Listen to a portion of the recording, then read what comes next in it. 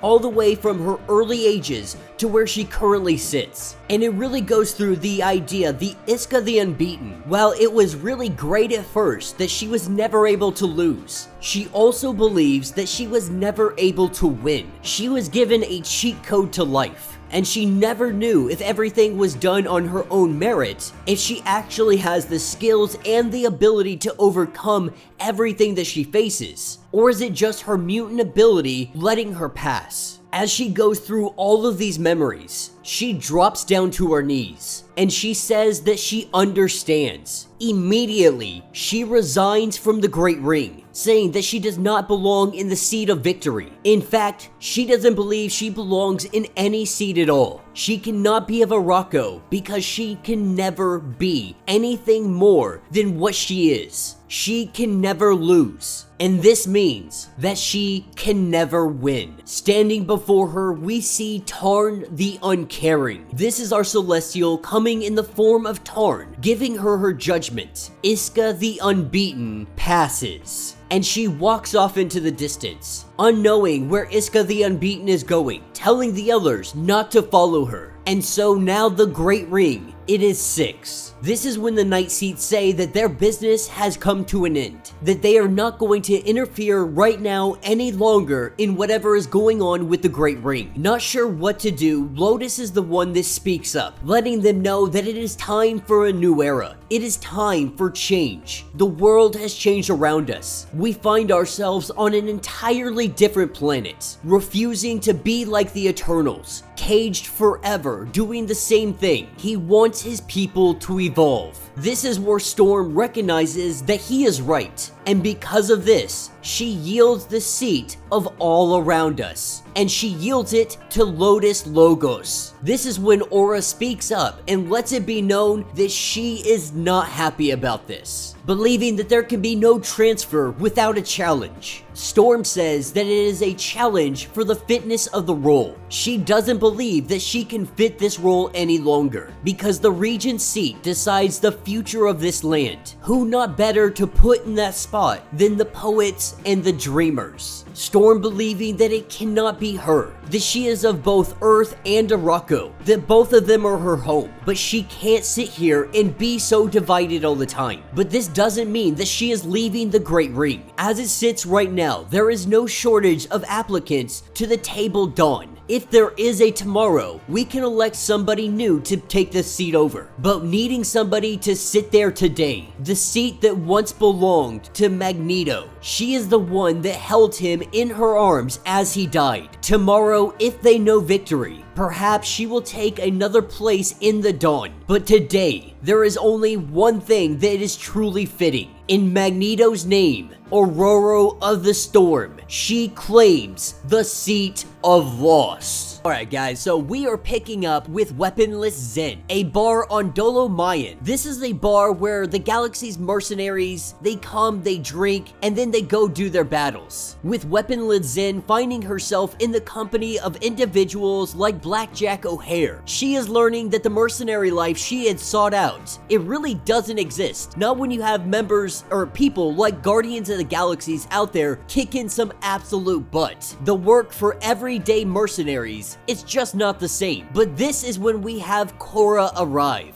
Behind her, we have Cable. Cable is coming with a job for Weaponless Zen. Cable believes that Weaponless Zen's abilities might actually be useful, and saying that there would be some kind of military application for her talents. But she also has other weapons. Doing a scan of one of her knives, it is almost as sharp as Logan's claws, and is almost as unbreakable. Cable is actually relatively impressed with the tech here, but Weaponless Zen really wants to know, why are you here? Because she has heard that Cora performed assassinations for Abigail Brand. If that is what she has planned, she would like to know who is the target, with Cable letting her know that of course, it is Abigail Brand. And so while Cable is out here recruiting his team up on Arakko, the diplomatic zone, this is where we have a meeting of all the empires, from Empress Xandra, Gladiator, Deathbird, all the way to Nova, Frenzy, and the Power Scroll, because there have been some information that has come to light. Everybody would love to avoid war, but there are grievances. There are things that people need to bring up as they wait for everybody to make their arrival. Storm has yet to arrive. With everything that happened with Judgment Day, there are empty seats on the Great Ring of Arakko, which means these seats, they need to be filled. More than likely, Storm is currently preoccupied with doing all of that. But as we wait for all the delegations to arrive, on Sword Station, we have Mantello and we have Abigail Brand. They are watching. They are waiting. Abigail Brand wants to lure everybody to Arakko. A little bit concerned that the Empress is late, and then there is Storm. Now, she isn't really concerned that Storm isn't showing up yet. In fact, she would be perfectly fine if Storm didn't arrive. The only problem is, she doesn't have eyes on Storm. Not knowing where she is, this causes a problem. Nonetheless, our delegation, they continue their conversation. This is when our scroll lets it be known of the Shapeless Ridge. The scrolls were allegedly conducting forbidden genetic weapons research at a facility that is known as Shapeless Ridge. The Kree Command had decided that a small force of stealth warriors could destroy the facility, with a larger force might fail. The experimental Kree soldier, the one known as Captain Glory, he led the force, massacring every single soul. In fact, they had barely put up a fight. That is because Shapeless Ridge did not make weapons. It was a treatment facility for the wounded Skrulls no longer able to shapeshift. The intelligence that they had got was wrong. The Kree refusing to admit their error. They had sworn vengeance, and that is when war had flared up yet again. However, there has been new information that has come to light. The Kree did not make take their air alone. They were fed false reports designed specifically to throw everybody into war. The question is, who would do such a thing? That is when the Empress arrives, saying that it was her empire that spread those false allegations. They had done it for their own strategic benefits. It is one of the 10 shames that the Kin Crimson sought to bury, the crimes of a previous empire regime. But the Empress now knows that they must pay for this. They must pay for it in full measure. Abigail Brand, excited that the Empress had finally showed up, believing now it is showtime. That is where we pick up with Cable's secret sword team, made up of Thunderbird, Manifold, Weaponless Zen, Korra, and WizKid. Now, Manifold being a little bit unsure about all the details, he wants Cable to fill him in, bringing everybody up to speed on exactly what is going on. He lets us know that Abigail Brand had triggered the resurrection protocols, but a resurrection via Cerebro backup only goes so far. That means when she came out of the egg, the first thing she did was check her files and to see what was missing. But WizKid and Cable had been checking it as well. They saw everything, which obviously it's not everything, just the most recent files. But even that is pretty damning. Abigail Brand is working with Orcus, or she is at the very least playing them, or she is playing all of them, Krakoa, Arakko, Orcus, in a temporary situation that will really be used to leverage a more important goal. Manifold not necessarily being fuzzy on that aspect of the mission, but what he needs is a destination. He can take them anywhere in the universe, but he needs a start and end point. This is where Cable enlightens them that they are working with an individual by the name of Orbis Stellaris. Abigail Brand has been working with her, a gene tech entrepreneur of unknown origins, dabbling in bioweapons, and this includes militarized cloning. She had partnered with him to try and steal a sample of Cable's techno-organic virus. He is guessing that she had sent a sample to Orcus to keep them more or less sweet, but knowing Brand, she has bigger plans, having a piece of it in Manifold's hand. This gives him what he needs. There are only 2 places in the universe where that particular viral load is found. One is in the palm of his hand. The other one, Manifold has the location, letting him know that it is far out beyond everything, the gulf between the galaxies. We see him opening up some portals that will get them directly where they need to go. That is what brings them to the World Farm, home of the progenitors, the ancient alien super scientists, the ones who attacked Arakko to steal his virus. Cable had been assuming that Stellaris was using progenitor clones, but they get ready for their attack, with Manifold opening up a portal bringing them exactly where they need to be. As they start to look around and get a glimpse of this place, they see inside of giant vats the same techno-organic virus the progenitors that took from Cable. It looks like they've been trying to breed it, which answers some of his questions, but not all of them. Why would the progenitors align themselves with Orbis? Why would he pursue their goals, and what does Abigail Brand get out of it? This is when he sees the truth. 3 aliens standing before them, opening up the data files. This is where they all learn the truth. This is where they learn that Vulcan had been controlled, that he wasn't actually fixed, that he was created into the perfect sleeper agent, because Vulcan had mysteriously returned right at the dawn of the Krakoan age. It was all orchestrated. They knew that they would take him in. Scott, everybody wanted to believe that he had been whole, that Vulcan had been fixed. This is where we see Orbis, or at least a giant machine that is controlled by Orbis, come plummeting in, and by the dialogue it seems that Orbis has either been controlling or creating the progenitors. And so with Cable and his team about to face off against Orbis Stellaris, we pick back up at the diplomatic zone. Tensions are getting a little bit high, because the Skrulls now want to know, what is our payment going to be? How are you going to make amends? How is the Empress going to fix this before we jump into total war? But with the tensions getting very high, this is where we see the arrival of Emperor Vulcan, letting them know that their king has returned. He is getting ready to burn everybody alive. And this is where we get the data page informing us on exactly how Abigail Brand has got to this point, letting us know that Galactic society is moving towards a state of total war or total peace. Either way, the Sol system, they are underrepresented and vulnerable, needing to take their proper place on the galactic stage. This is a living document for solving that problem. Phase 1, Krakoa, a new mutant nation founded by the X-Men. This is a priority alliance for Abigail Brand, an entire nation of mutants with limitless resources. And if Black Bolt was able to return, Vulcan could as well. Phase 2 is seize opportunities. Krakoa being a very useful ally. The 10 of Swords event, it led to the retrieval of the Lost Sword Station. Also, a new influx and a non-civilized mutant population, believing that there was only a matter of time before the obvious solution presented itself. A local terraforming strategy. Following the Empire event, the galaxy moving towards total peace scenario with a side order of economic collapse. The time for her to move is now. Phase 3, consolidate power. This means quitting Alpha Flight, ensuring that her replacement is predictable. Pitch to Krakoa about salvaging Sword Station, turning it into a mutant space agency, knowing that they will terraform Mars. Pitch it to be the new Sol capital world, the seat of power. This is when she approaches Orcus for an alliance off the back of that. Jumping to Phase 4, trigger the crisis. Encourage friction between the Arakko and the diplomatic scientific community. Prime the Vulcan asset. Take advantage of events. Mutants stealing Mars would more than definitely cause some kind of crisis. Not knowing what it would be, Judgment Day was that prime event. This is when she decides to leak Shapeless Ridge. Leaking this would cause everybody to gather and discuss before war breaks out. Abigail Brand being the one to suggest Arakko be the place where everybody has this diplomacy. That is what jumps us to Phase 5, Crisis becomes advantage. After this, she plans to guilt the X-Men. They accepted Vulcan, they are responsible. They'll be frontline soldiers and mediators with the Empire and the Alliance going to war, believing either the Arakko will fall in line or she will be able to coerce the X-Men into forcing them back into Ameth, leaving Mars a pure diplomatic world. This would be Sword's first global station. The new Sword would take the role of S.H.I.E.L.D., a global defense agency, absorbing Orcus in it at the process. Then they would approach Nick Fury's contact list, the Avengers, the Fantastic Four, anybody with pull on the Kree and the Skrulls. Their role would be the voice of reason, forcing the two sides to the negotiating table, believing that when it does happen, it may take some time, but when the dust settles, Sword and Sol will be everything they were always meant to be. Alright guys, so we are picking up a little bit in the past. At the hatchery, we have Vulcan that is getting ready to be rebirthed into the world. Now, there are many individuals that are very much against doing this. The problem is, with Magneto no longer with us, now that he has chosen to stay dead after the events of Judgment Day, they need powerhouses. They remain an Omega short. And Charles Xavier, with all of his freaking hubris, he believes that they can kind of psychologically change Vulcan, that they can make him not some crazed individual. They fully believe that they can bring him back and him be a huge asset to all of Krakoa. But they find that his egg, it just isn't hatching. They're thinking that maybe they have a Kate Pride situation. She had instinctively tried to phase instead of hatch. She needed a psychic jumpstart, something to get her moving. And so when Charles Xavier goes to do this, before he can even touch the egg, we see this egg burst into flame, a giant fire coming out of it. Charles Xavier, he didn't even do anything. You see, Charles didn't put his mind back into Vulcan. Vulcan saw that he was holding on to it, and he came to take it. That is when we see Vulcan arrive, coming out of this egg fully on fire. This was the return of Vulcan. They should have known right then and there that having him back was not going to be a good thing. But Charles Xavier, his hubris has shown time and time again that he thinks he knows everything. He thinks that he has the answers, that he can play God. That is what takes us to present day at the diplomatic zone. Proof that Charles Xavier was wrong. He is here proclaiming himself to be Emperor Vulcan, Gladiator stepping up and letting him know that he is Emperor no more. The days of his rule, they have been stricken from the official memory, and Vulcan lets them know that you can all pretend that I wasn't Emperor, but he does say that those days were not his best work. His best work is yet ahead of him, and he doesn't say this as in a way that he's going to fix everything, that he's going to be a better ruler. If anything, he seems to be like he's going to go more tyrannical. This is when Nova steps up, asking anybody who is X-affiliated why they ever thought it was a good idea to resurrect Vulcan. They resurrected the Mad King during a period where everything is in political unrest. Bringing Vulcan back undoubtedly would start a war. That is when Frenzy lets him know that he came out of the vault alive, asking what were we supposed to do, throw him back? And Nova's response is yes. A guy like this, you throw him back, you bury it, you make sure that he can never return. You send that guy straight to hell. Gladiator had known about his resurrection. Nova a little bit upset, but Gladiator is very loyal to the throne. And the Empress's father, Charles Xavier, he pronounced Vulcan to be safe. This is when we see Gladiator slowly start to shrivel up and die.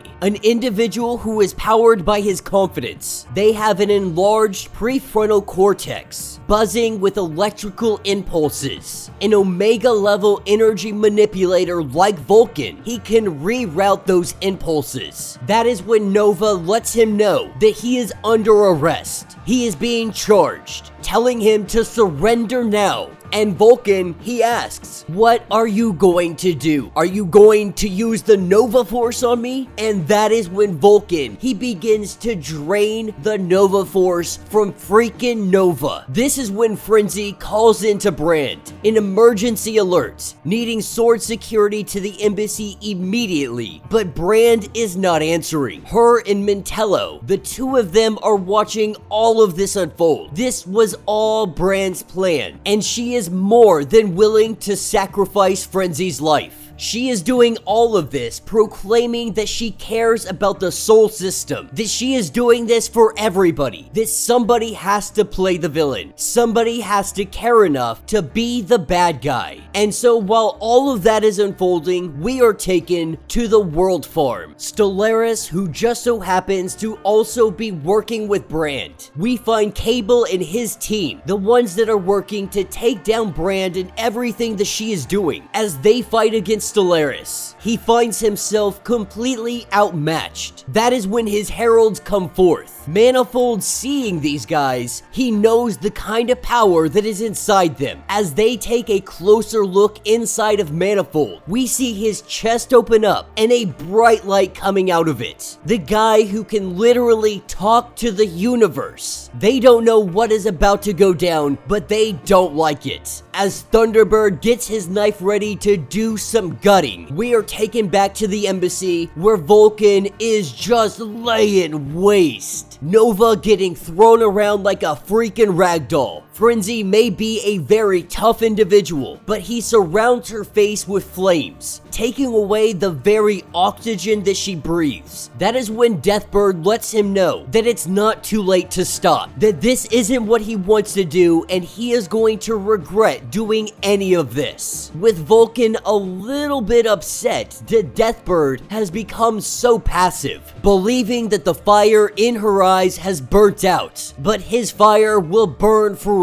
That is when he turns his attention to the Empress, attempting to burn her alive, as Abigail Brand and everybody watches as the Empress goes up in flames. What we see sitting on that throne is not the Empress. Using image inducers that even do voice, the person that has been sitting in this throne has been DaCosta. It has been Sunspot. You see, Sunspot knew Abigail Brand was up to something. He wasn't sure what it was, but he played his part. He did what was necessary to keep tabs on everything going on. And when Abigail Brand truly thought she had everybody fooled, she didn't have Sunspot fooled, with Vulcan saying that he will burn Sunspot alive. Sunspot does ask him, "Are you sure?" Both of them being able to eat solar energy. He tells Vulcan, "Why don't you find out which one of us is hotter?" Taking a moment and pausing, Vulcan says that this is nothing more than a distraction, that he is going to find the Empress, he is going to find the Throne Stealer, and he is going to incinerate her down to ash. Knowing exactly where to find her, he takes off into the air, Deathbird mentioning that Vulcan more than likely would have incinerated Sunspot. Sunspot very aware that he probably would have lost this fight, but he doesn't leave out that he is still better looking than Vulcan. For him, this is more of a moral victory. That is what takes us to the Autumn Palace. At this point, Abigail Brand using Mantello, telling him that this is probably a bad idea. They don't know what they are about to go into. This is not a smart move. He lets her know to keep the little telepath out of his head, especially if they are of the Xavier line. Telepaths just anger him as he burns his way through the doorway, saying that he has been dreaming of this moment since before he died. Going into the palace, he does not find the Empress, but he finds Storm.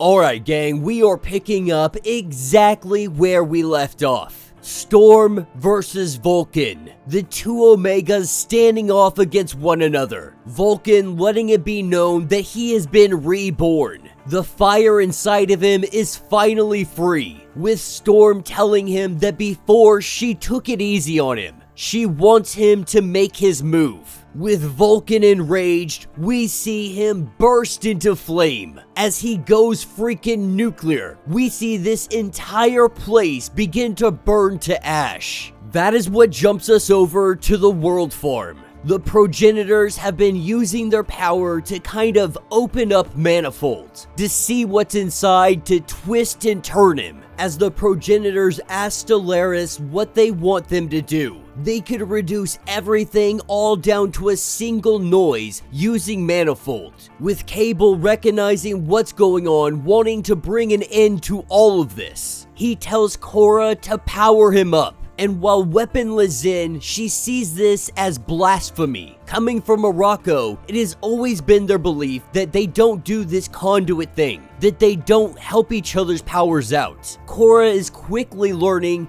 that that is no longer the case, that strength on top of strength does not equal weakness. With this, Cable is able to power himself up, grabbing hold of some of the progenitors' experiments that are nearby. As he gets ready to kick their butt, we jump back over to Arakko. While Vulcan is throwing everything he has at Storm, Storm is playing defense. She is letting him throw everything that he has. She tries to tell him that they are evenly matched, but his pride makes him believe that he is just too powerful, that there is no way she can stand this much longer. He truly believes that in the end, her Arctic will fail. He will burn up the ice that she creates and she will be burned to ash. As we jump up to the keep, Sword Station number 2, we have Abigail Brand, who is trying to figure out how her plans got spoiled. What she is quickly learning is that Mantello had turned on her. Abigail Brand had put contingencies in place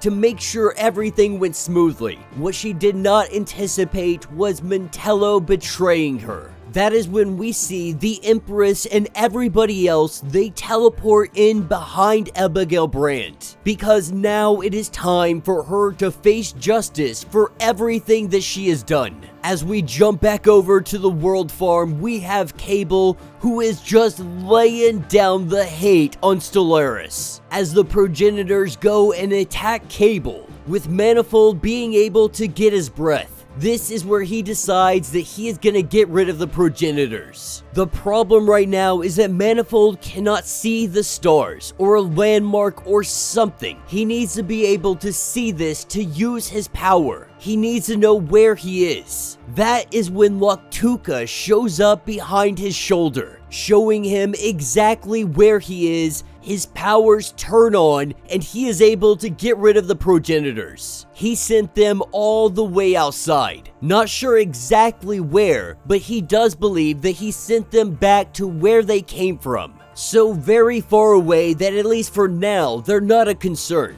With our team getting out of here, we are picking back up with the Empress and Abigail Brand. The Empress is letting her know that her schemes, her plotting, it is all coming to an end.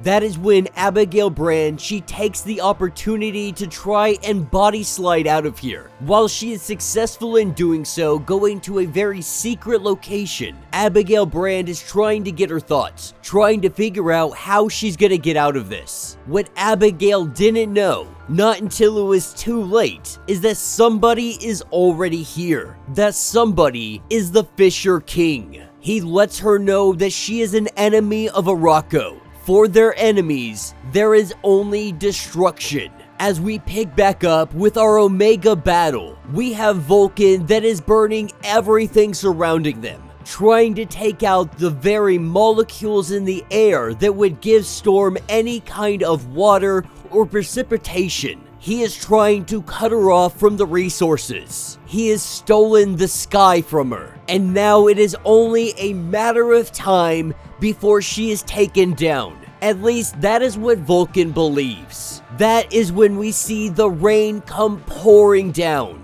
with Storm putting out his fire. She lets him know that it was Omega against Omega, that their gifts will always match each other, and so combat is decided by how they apply the gifts. What Vulcan saw as weakness was simply restraint. She let him waste himself out, pointless feats of grandeur to soothe his petty insecurities. She waited for her moment to strike. Vulcan still confused, not understanding how she was able to strike when he left nothing but fire and ash, asking where did you summon this rain from? With Storm saying that the difference between them is that he is a king and he fights like one. He summons his power as if it were his subject, but she is not a mere queen. She has no subjects. She only has equals. That is where from the mountainside we see Wrongslide, the mind that shapes the rocks, formed an underground chamber for her. Sobanar filled that up with an endless ocean, and Lotus Logos, he shielded it with a lining of Mysterium,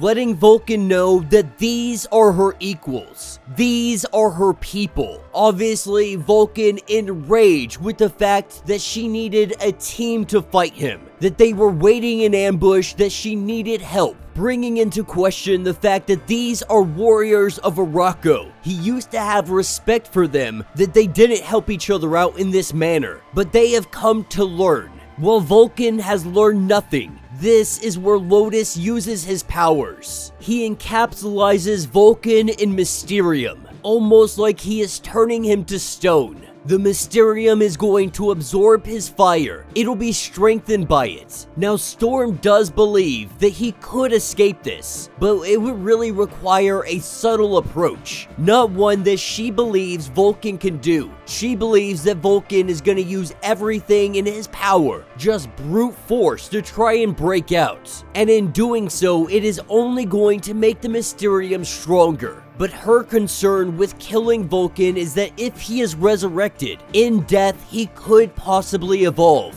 He could become stronger. Now, it is simply just a possibility. It doesn't happen with every resurrection. But the Great Ring of Arakko, they are finally beginning to realize that there are threats on Vulcan's level, that there probably are going to be bigger ones on the horizon, that they want to adopt these new words, the ones like help.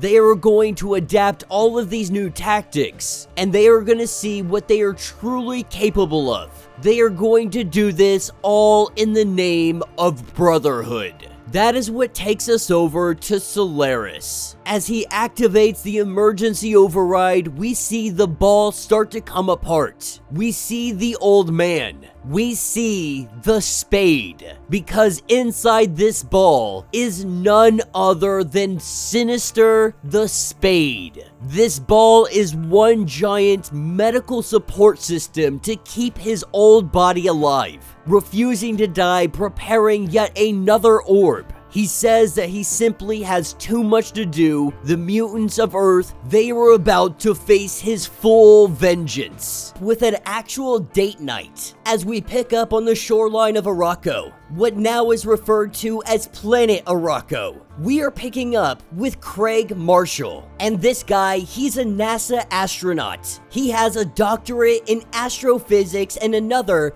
in soil and crop sciences. And this may be the most ordinary man that Storm has ever gone on a date with.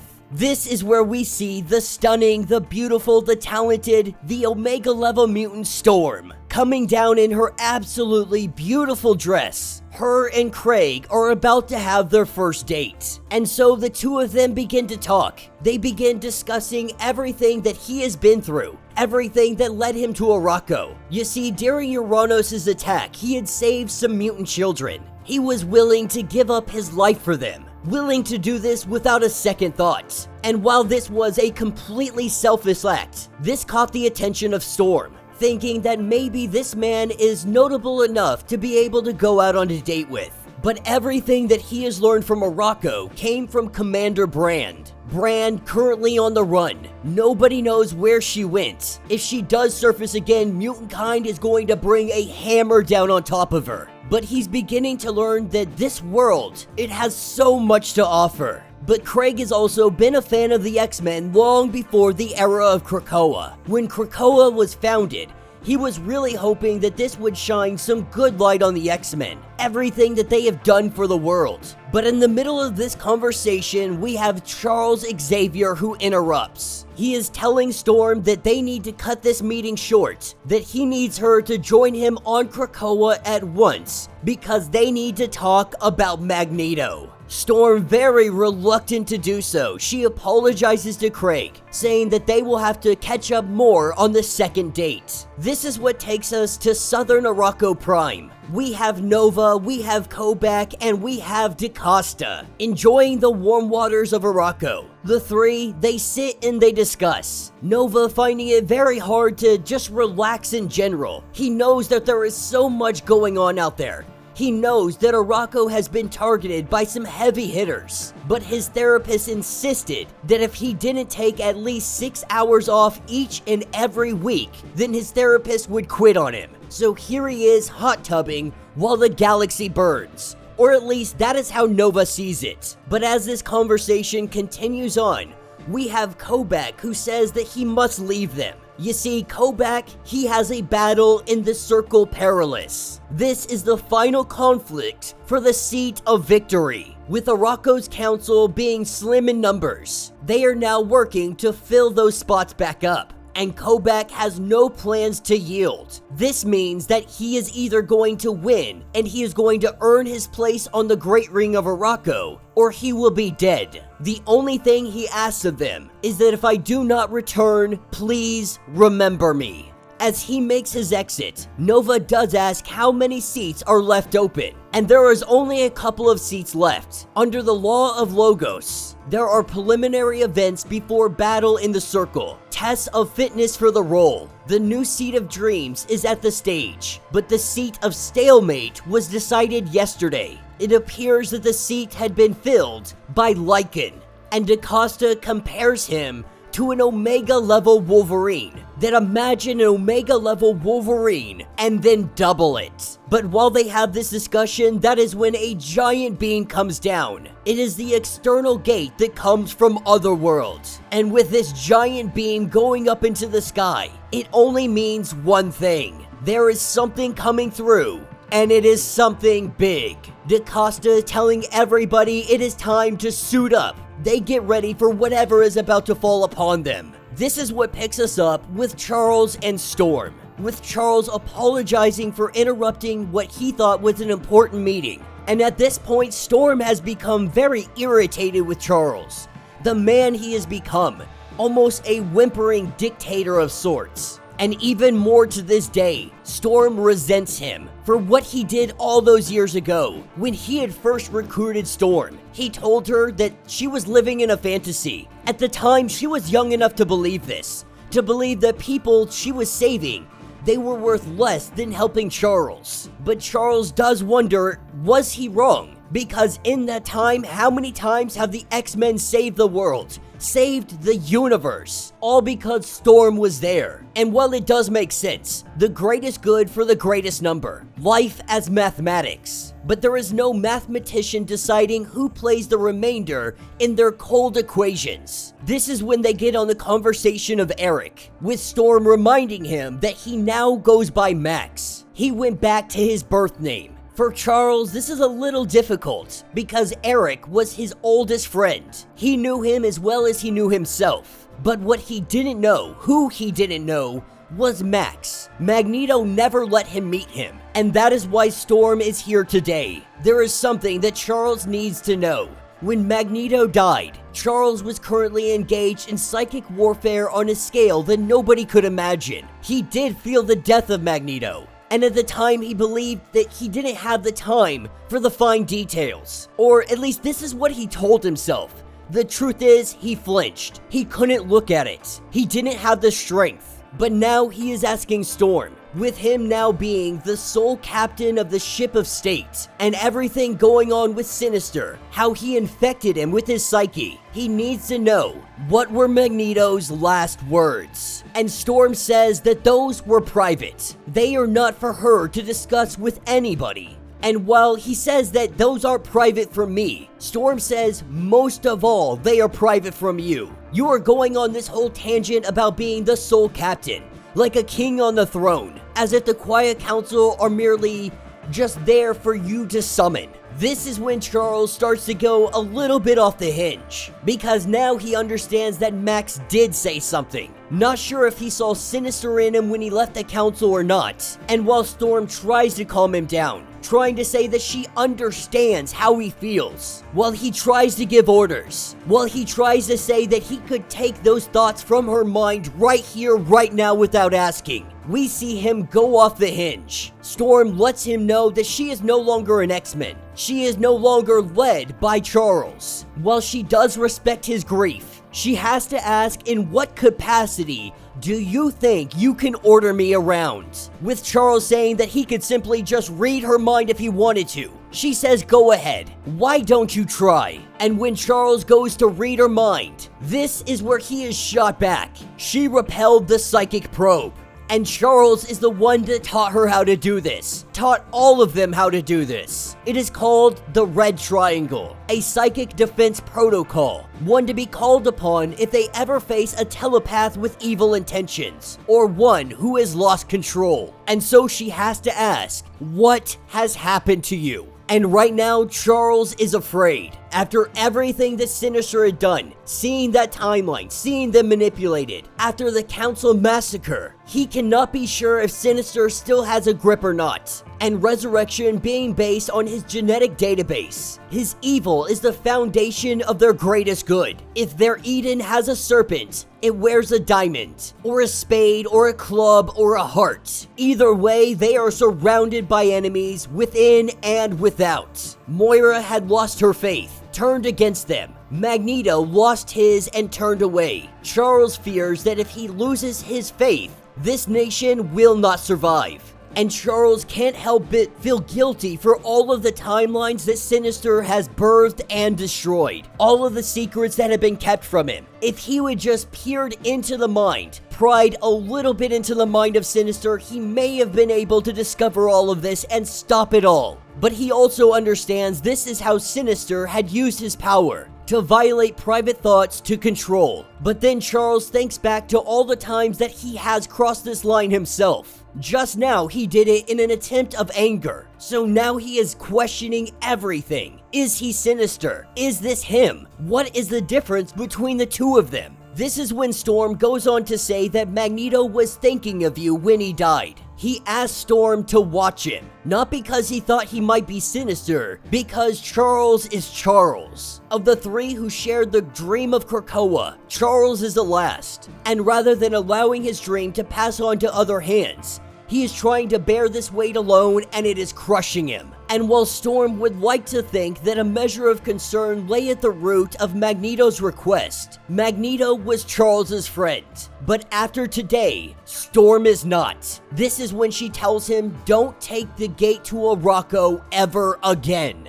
And this is what takes us to the external gate of Arakko, with Nova and DaCosta standing by. Nova does a scan, and whatever is coming through is real bad. Something is cutting through space, carving a path between realities. As it begins to flare up, they prepare, with a huge blast sending them backwards. A person standing there after it all clears, asking if they are of Arakko. But what they see puts them at pause. The man carrying a sword. The white sword has fallen. 99 of his champions were with him. This is the last 100th champion. He brings the legendary weapon Purity as proof of his last words. What the white sword had said is to tell them all, that Genesis is coming. Alright gang, I said this one's gonna be awesome, and I'm telling you, man, is this so freaking good. Now, our story starts us off in Ameth. We are picking up prior to John Ironfire taking off to Arakko. We are picking up at the castle of the White Sword and his 100 warriors. As he sits upon his throne, he lets it be known that Genesis is coming. But Genesis isn't coming like she did before. Now, White Sword and his 100, they have taken down Genesis before, on multiple occasions. They have fought back demon hordes. They have taken down great armies. But now Genesis comes with something more. She comes with the Staff of Annihilation, a gift from Saturnine. And in the hands of Genesis, this curse has come for them all. And White Sword knows that this battle is already lost. There is no winning against Genesis this time. There is simply standing their ground and fighting. We see that he is talking to John Ironfire. John Ironfire was the first to fall and the first to rise. Of the 100 warriors that are at the back of the White Sword, Ironfire was the first, the oldest friend to White Sword, being by his side for a millennia. John Ironfire has died countless times for the White Sword, but today, White Sword is asking him to live, to survive. White Sword is handing over Purity. He is telling Ironfire that you must bring this sword to Arakko. You must tell them, especially the Seed of Loss. Let them know what is coming for them. This is when we see him release John from his obligation, his mutant ability being able to more or less possess individuals into service, making them have undying loyalty. And as John Ironfire wakes up from this, he says that it felt like a dream, but it doesn't change the fact that the two of them have been friends long before being in service to him. He has kept Ironfire alive for as long as he possibly could, but he lets him know that there is no more coming back. White Sword is no longer able to heal him and resurrect him. That if you die this time, you die for good.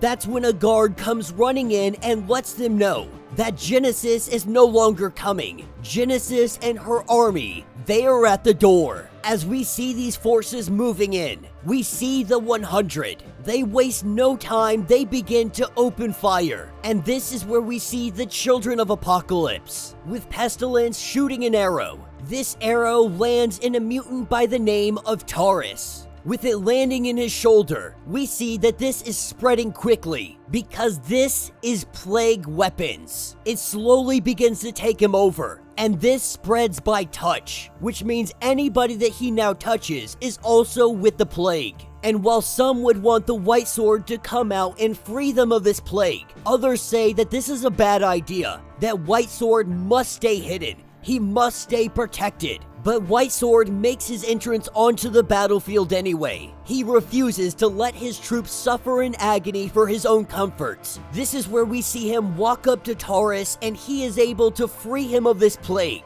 With the wave of his hand, this plague is wiped from all the ranks. And this is where we have Genesis riding in on a freaking dragon, wielding the Staff of Annihilation. She has come for the White Sword. She has come for purity. But the White Sword, he has a question of his own. He wants to know, where is Apocalypse? And while she gives no answer, she only repeats her question, where is the sword purity? Telling him that if you were to hold it high, even now with all the power that she has in her grip, White Sword may have stood a chance. But he knows that that's not a thing that's gonna happen. The truth is, they may have been able to hold them at bay, to hide away in their castle. But White Sword is no coward. He will face them on the battlefield. That he would never stoop to the tactics that Genesis is doing, sneaking up on him, trying to take everything. And while Genesis, she notes this insult, there is nothing to stop them now.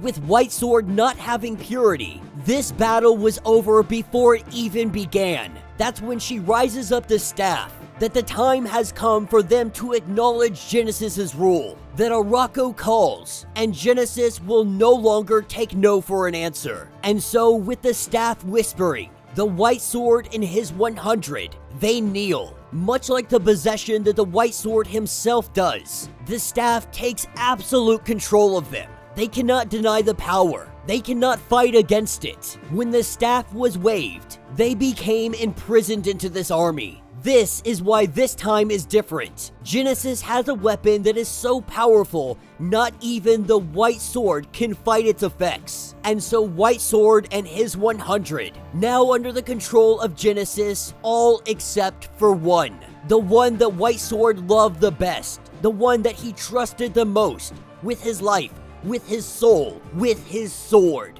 That's what picks us up in present day, at the Red Lagoon in Arakko. We have John Ironfire talking to DaCosta, talking to the Brotherhood, and talking to the Night Seats. We have Storm, Cora, Nova, DaCosta, and the Fisher King. They are all discussing what to do next. But this decision, it is too great for one person to make, that they must take this to the Great Ring. They must plan against this threat and decide what their response is going to be. This is where John Ironfire gets a little bit upset, because he believes that they need to act and they need to do it now, that they must gather the troops and they must be prepared to fight. And Cora does agree with him, that if they face annihilation, in whatever form, time is of the essence. This is what takes us to Arakko Prime, on the grounds where Uranus had did so much damage to so many mutants. We see a gateway pop up, but this isn't a Krakoan gateway. This is an Okara gate. She goes on to say that the secrets of this gate are hers to keep. As she looks upon Arakko, she sees the blasted plain, barely alive and marked with the bones of their dead because Genesis wasn't there to prevent it. And Genesis is talking to Mariana Stern of Coven Aqaba. Now Stern, she wants war. In her eyes, they are both getting what they want in this situation. Now Genesis goes on to say that you're a little bit naive, that you think you want war with Arakko. You think that this is going to help you out. But you have now lit a flame that may consume this world, and you are foolish if you believe that this flame will not spread. But Stern goes on to say that Coven Aqaba speaks for Orcus, and they are counting on the spread. Alright gang, so we're gonna dive into this issue, and I'm actually really excited for it, because X-Men Red seems to be the only title that is hugely focused on all the Arakko mutants. And so our story starts us off at the Great Ring. The first mutant that we are introduced to is Lycan the Balanced One, holder of the seat of stalemate, the voice of cool thought and noble compromise, the both-sided one. As he makes his introduction, we see that Lotus throws a knife right at his head. Definitely not being the first newcomer that Lotus has tested. Storm tells him to simply calm down, sit down, so we can have this talk. With Kobach chiming in, letting it be known that there are definitely more pressing issues. That right now, they are only 8. they are still missing their seat of dreams. But the more pressing issue is John Ironfire, first of the Sword's 100. He has come to the Great Ring today to let them know that Genesis is coming. The White Sword giving John Ironfire purity as a sign, knowing that if the enemy gets this weapon, that it would be the end. And the enemy he speaks of is the Annihilation Force. While many believe the helm had been destroyed, the helm has turned into a staff. And while the power is much more subtle, he also believes it to be more potent. But before he can say who has the staff, we see a stranger on the horizon, alone with no army and no horsemen. This is where we have the arrival of Genesis, all of them bearing witness to her carrying the Staff of Annihilation, arriving to the Great Ring, surprised that this is the welcome she gets, a desert of bones. The Great Ring lessened, even going as far as saying that if she was weak enough for tears, she would be shedding them at how far Arakko has fallen. When the Annihilation Staff also says Arakko has fallen, Aura and some of the others, they take note of this, asking if that thing or somebody else had spoken, but Genesis kinda brushed this off. She changes the subject to John Ironfire, asking why would you allow such a madman to be in this space, that this offends Genesis. And while many believe that he seemed very coherent, the way Genesis sees it, he comes from the White Sword. Death is their daily sacrament. Rebirth is their nightly religion. These are not sane people. Genesis is saying that of course they would try to stir up a civil war between them. By all appearances, it looks like Genesis is trying to keep her civil war on the down low. She's trying to make sure that nobody is privy to the information that she might have. That John Ironfire just must be lying. That she comes with no army. She doesn't come as a conqueror. She is simply saying that she is here to check in on Arakko, as she continues on really trying to kill the character of John Ironfire, saying that in his delirium, this man who escaped the Hundred's asylum, he even considers the nobility of Arakko as equal to demons. But the way John Ironfire sees it, the demons turned up to fight when Genesis never came, with John Ironfire going on to say that none of you understand fully what the Ivory Spire was. It was a spire built from their very bones, as they died time and time again for 100, for 1,000 years. They were the front line. They were the first wave. Genesis and her forces, they were meant to be the second. They were meant to be the reinforcements. And so yes, they died every day because they were left to die, asking Genesis, where were you? With Genesis pausing for a moment and then addressing the Great Ring, saying that this grubby little nobody is allowed to address all of you. That can you not hear him begging for help? Using some power, we see the vines from the ground, they grab hold of John Ironfire, restricting his movement, not allowing him to speak.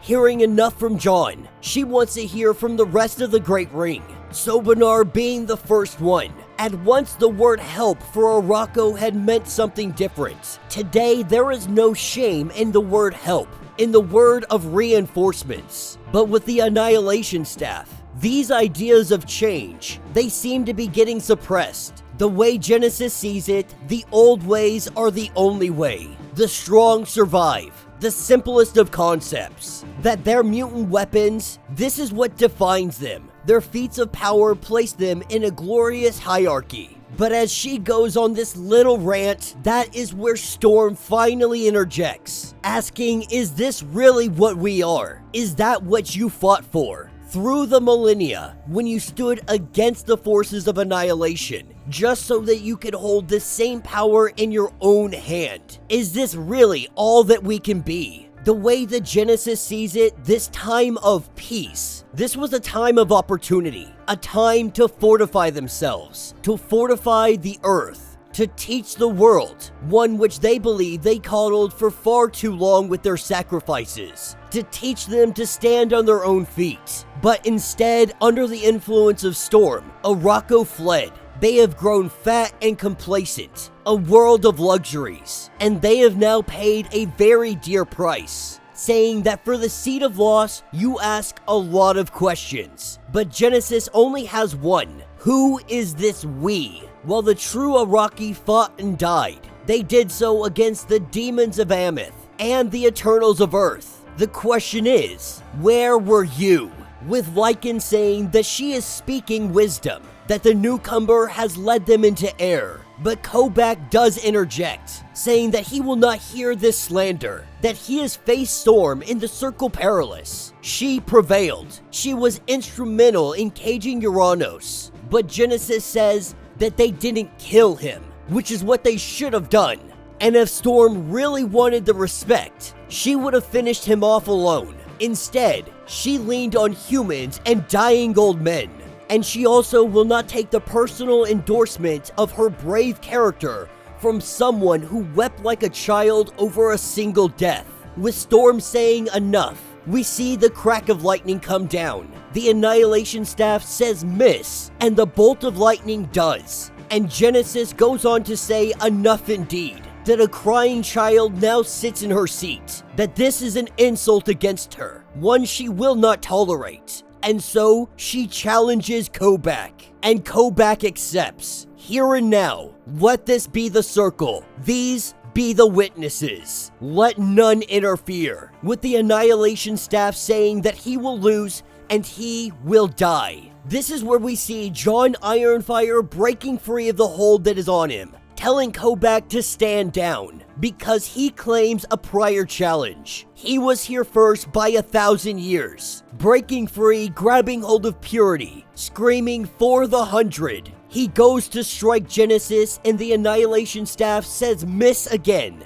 And John Ironfire, he misses with his slash. With him missing, Genesis is able to make moves and she grabs hold of purity, saying that non-mutant weapons are allowed in a challenge, and Purity, the ivory blade, that is hers. Now Storm goes to interject and say that she won't allow this, but the Annihilation Staff saying that Genesis is right. We see Sobinar hit Storm, telling Storm that you will not sully our most sacred of traditions, that she has blinded them with her honeyed words for long enough. And so he challenges Storm. Storm going on to ask, do you truly want to rule by the strong? Do you want a world without mercy or pity? Because if this is the world that you want, then she will more than willingly show you this world. And Lotus turning to Loktuka. Loktuka knows all things, and Loktuka should know that this is wrong. Loktuka saying maybe and maybe not, but what is it to him? Lotus goes on to say that Genesis wants to shape Arakko's soul in her image, but she has lost that right. She wore the helm, and she failed Arakko. Now she wants to own them. Lotus calls this a challenge to all of them, and so they must answer it, but not by her rules, on their own rules. With Loktuka going on to say the stars, they move still. What is a world to him? And yet, the staff tips the scales with its whispers, and so he wants to tip them back. To be strong is to survive, says Genesis. And the rebels of Arakko, they survive. This is where we see half of the Great Ring. They simply disappear. Lotus, Storm, John Ironfire, Kobach, all of these people, they just vanish. Genesis says that they ran, and Aura chiming in saying that she doesn't believe that that can be really called running. Loktuka committed an insult by interfering, and so Genesis should take this as a challenge. And right here, this is my favorite part of the whole comic. Loktuka tells Genesis that you could, if you wanted to, you could challenge me. Genesis glancing over at Loktuka, she says nothing. The Annihilation Staff says that they ran, and so Genesis turns her back, and she says that they ran. She knows what she saw. She saw weakness displayed as cowardice, and the days of being coddled, those days are gone. The rightful rule has returned, and when the true mutants of Arakko march to war, it will be under the banner of Genesis. First act of the war was one of creation. Genesis reached out with her mind, with her mutant weapon. She was seeking out the secret sleeping heart of Arakko Prime. And when the island's heart was beating steady, she whispered in its ear to wake up. The first victory in the war was a propaganda victory, and none that were on the island would forget that moment. The word spread quickly. The living island was alive again. The mother of Arakko was once more in the seat of victory, and the staff in her ear, whispering that this is good.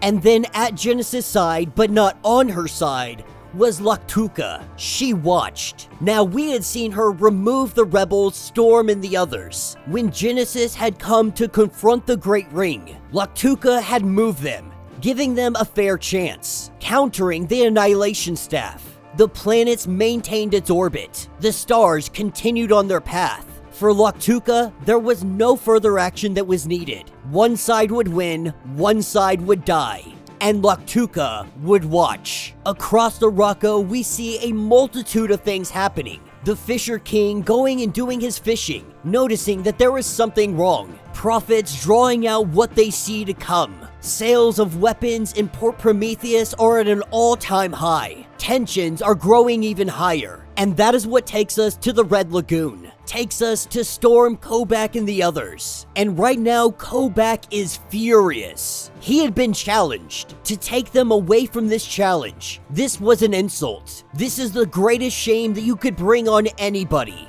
And he finds Lotus the one responsible, because he is the one that asked Laktuka to send them somewhere else, to give them a fighting chance. And so when Kobak demands an answer, asking Lotus, why did you do this? Why did you bring this shame upon me? Lotus lets him know that he wanted him to live. He didn't want him to die, that he cares about him. And the way that Lotus sees it, that was an inevitable death. The Annihilation Staff seeping into their minds, it was inevitable for them to be taken over, for them to either fall or join Genesis. This was their opportunity to fight back. Retreat was the only answer in this situation, with Kobak accepting this as an answer. This is what takes us to Roberto. He comes stumbling into the room, blood soaked on his shirt, and he is letting Storm know what has happened on Earth. Frenzy, Dazzler, Jubilee, Prodigy, all of the newly announced X-Men are dead. Everyone at the Hellfire is dead. The treehouse is burning. This was a full-out coordinated attack. Resurrection is off the table, and Professor X getting into everybody's mind with a planetary evacuation. If it were not for the Red Triangle Protocol, he may not have been able to fight it off. And Storm has to wonder why Charles would do this. But at this point, it doesn't matter. All of the gates are locked down. The only reason he was able to get here was because of Cable's tech. And then that stopped working as well, which means he thinks that Cable might be dead. All the mutants that went through the gate, they have no idea what happened to them either. And now Storm demands an answer. Who is responsible for doing this? And he replies with Orcus. This is when Storm recognizes that this was all an orchestrated event. Jean is dead, Charles is compromised, the Krakoan dream is in ruins. At the same exact time, the Great Ring splits. Now, they're not sure if Genesis is working with Orcus. They assume that she would never do such a thing. But that doesn't matter anymore, whether she is working with them or not. To oppose her will mean war. It will mean civil war on Arakko.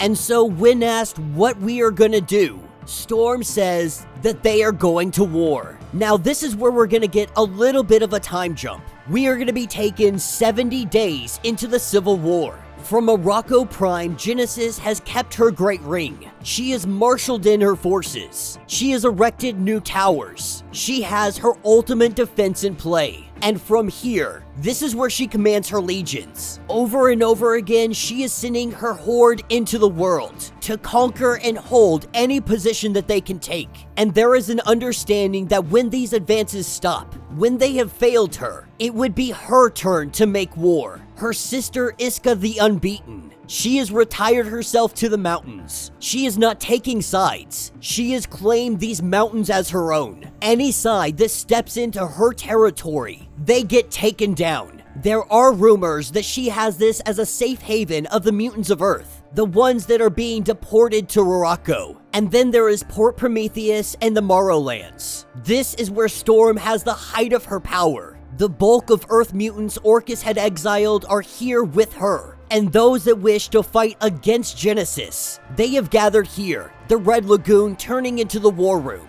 But we jump to the Valley of the Fallen. 70 days into the Genesis War, the Battle of the Fallen is in full effect, having Ironfire, Kobak, Korra, all of them fighting on the ground. Our generals on the ground are formidable. They can hold the ground elements. They can stop them here. This battle is going to be won in the air. That is where General Nova comes into play. Him and his Air Corps are going to be the deciding factor in this battle. They must contain. They must hold the air. With Roberto coming in, they prepare for what next attack they're going to do. They know that the choke point is on the Western Front. As they observe the battlefield from up high, this is where they see a twinkle in the sunset. But it is no star. This is the Omega rocket, the mutant known as Ordon, Genesis' new seed of loss. And this guy is no pushover. The farther he flies, the faster he goes, the harder he hits. As Roberto and Nova prepare to head him off, they know what will happen if he makes his arrival to the battlefield. But when he crosses over the mountains, believing himself to be invulnerable, an arrow comes from underneath him, pierces him through the top of the mouth, going out the top of his head. This arrow came from Iska the Unbeaten. They all knew the rules. These mountains belong to her. With the Omega rocket falling out of the sky, Nova and Roberto knows that this is the only freebie they are getting today. Iska may not be on their side, but it has worked in their favor in this moment, as Genesis forces move in on them. Not sure if they are going to be able to hold the air. This is where we have the arrival of Storm. She had been waylaid on the way to the battle, but now that she has arrived, there is no question about air superiority, because Storm was the air, and at her command the sky itself fell to its knees, as she brings the lightning crashing down. She could have brought this all down on the armies of Genesis. Instead, she blocked the way. She stopped the assault right in its tracks. And while her mercy is going to be seen as weakness by Genesis and the others, this is exactly what the rebels fought for. They fought for mercy. They fought for peace. Storm had ushered in a new era for Arakko. While many cling to the old ways, the ways of war, others saw this new era as an opportunity, known as the Storm Era. They saw this as an opportunity to have anew, to build something that is truly formidable, to build a civilization that is not bound to war, that is bound to death, a world where they can all thrive. And so, with the battle being over for today, we are taken to the Red Lagoon. And the question is now being asked, where is Apocalypse? He is not a man that you would keep in reserves. And so there is a theory that maybe he was the first to fall. But more than that, they have yet to see the children of Apocalypse. They have yet to see Blue and his 100. John Ironfire knows that when they show up to the battle, that is when the real war begins. Right now, they are just fighting off the hordes. They have yet to face the true powers out there. But whatever is going to happen, it is going to happen as a surgical strike on Port Prometheus. This is their supply lines, all contact with their allies. Up until now, Genesis has avoided attacks by sea, and so her hold over Sobinar might be weaker than they believe.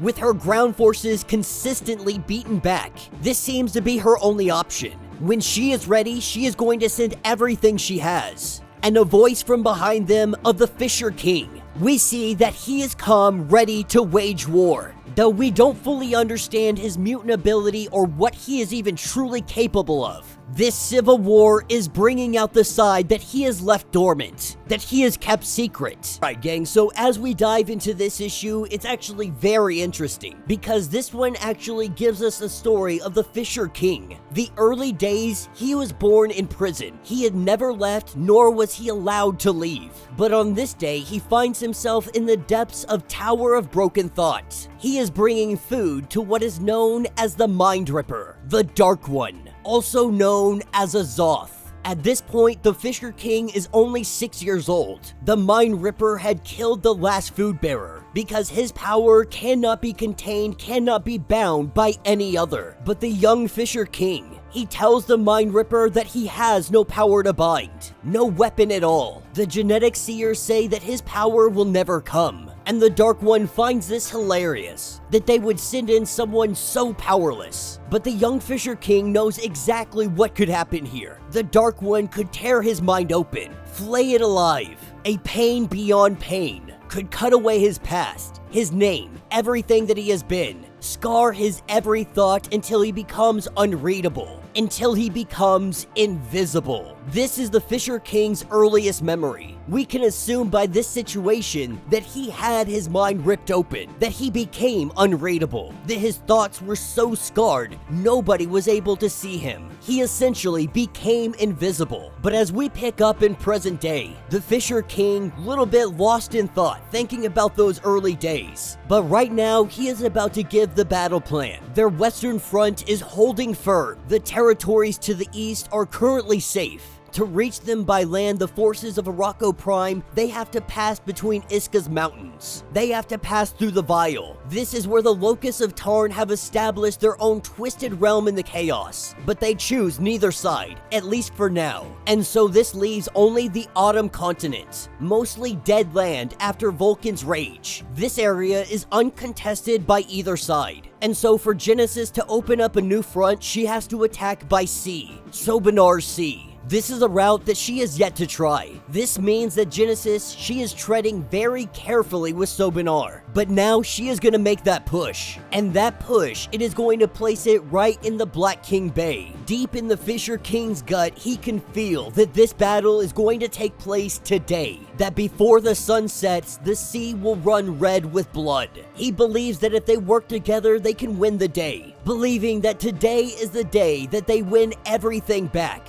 Everything lost, or today will be the day that they all die. This is what jumps us back into the past, back in that prison. The Fisher King is 15 years old. He is a blank spot to the vile omnipaths. He has learned to survive. He has learned to take life, all for this singular moment. This is where we are shown Tarn the Uncaring, the War Child, the Summoner Scion, Apocalypse grandson. And to avoid any confusion, the summoners are the ones with the circle on their chest and the dot in the middle of the circle. This is the grandchild to Apocalypse. As they make their way through the corridors, we have the young Fisher King. Wielding his weapon, he prepares to attack. He plans to kill Tarn the Uncaring, but as he goes to make his attack, this is where a woman by the name of Zora stays his hand. The Omnipaths may not be able to see into his heart, but she can. She is telling him that if he does this, he is going to die. Now, usually Tarn the Uncaring has Iska the Unbeaten by his side. He is taking this opportunity with her not there to try and take him down. There is no better opportunity than right here and right now. But Zora does ask him the question, to what end? To replace him with the next in chain of command. The War Child, the Summoner Scion, what would you like next? Each of them would welcome Tarn's fall, because they would simply take his place. This would be evil replacing evil. But she is able to convince the Fisher King to not just do this one thing,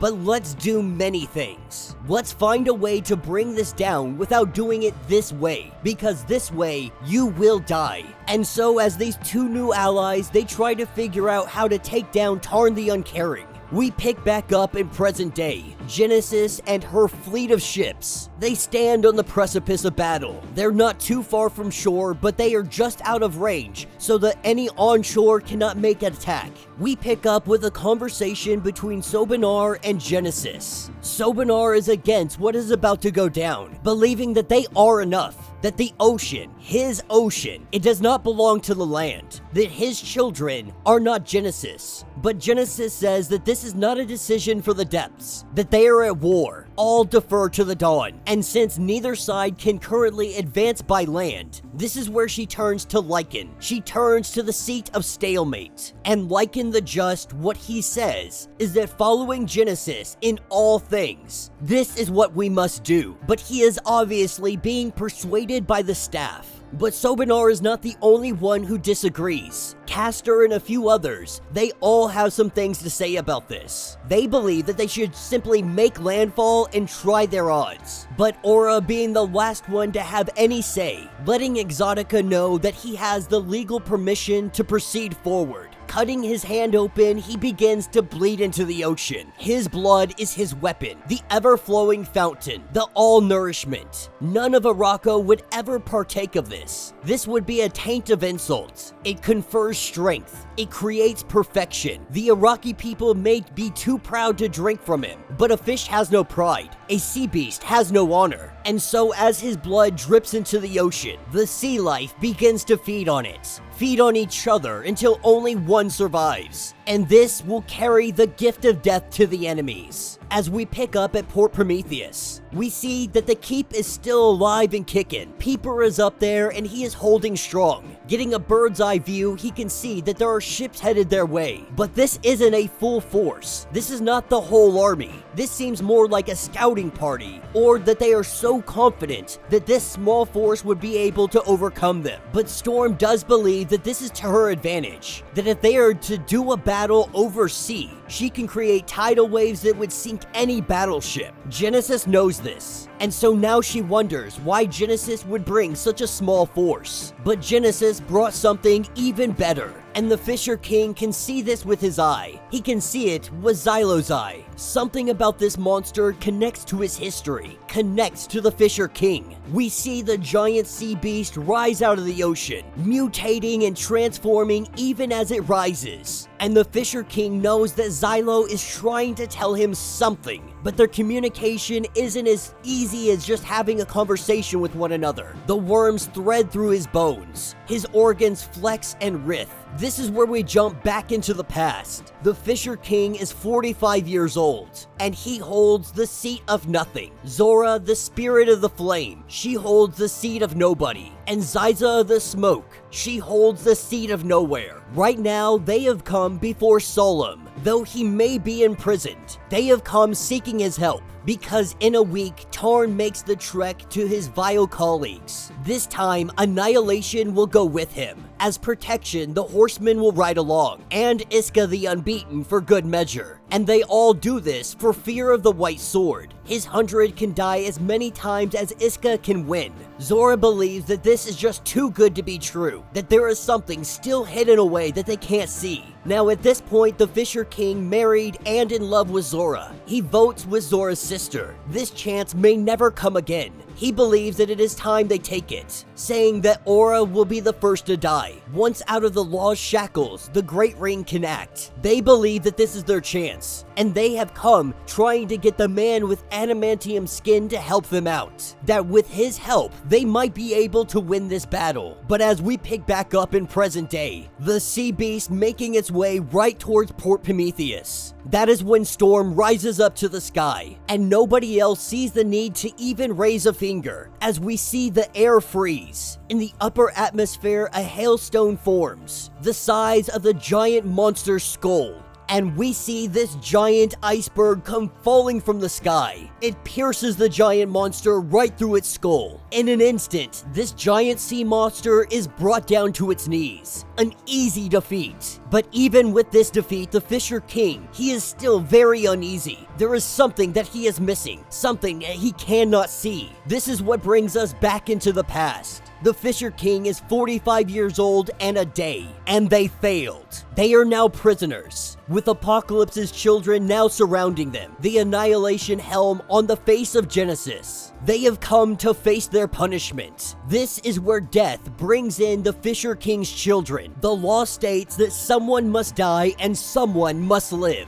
This is to ensure sending the message that this never happens again, that they will never try again, for this will be the punishment. This is where Zora says she will take it on herself, refusing to let her husband, her beloved, her children die. She swore an oath, one that she cannot break. She swore to protect the Fisher King and her children, even if it meant with her life. In a matter of moments, there is nothing left behind but a skeleton. They believe that the Fisher King has learned his lesson, and they tell the Fisher King that it wasn't Solemn who gave you guys up. Genesis wears the helm. Genesis whispers to plants. Inside of his gut, there is Flora. Genesis spies were inside of the Fisher King. And as they make their exits, his children looking at him, seeing nothing but a weak man. But this is when it clicks in the Fisher King's head in present day. There is a spy inside the giant sea monster. He speaks up. He tells Roberto to burn the corpse, but it is already too late. This is where we have the Okara Gate. Krakoan and Arakko can only grow gates half as potent, for this needs no answering gate to link it. Instead, it creates one at the destination. The magic feeds on spilled blood, the sea monster's blood, the blood that they provided. It opens up a gateway to the Ivory Spire and the land of Ameth,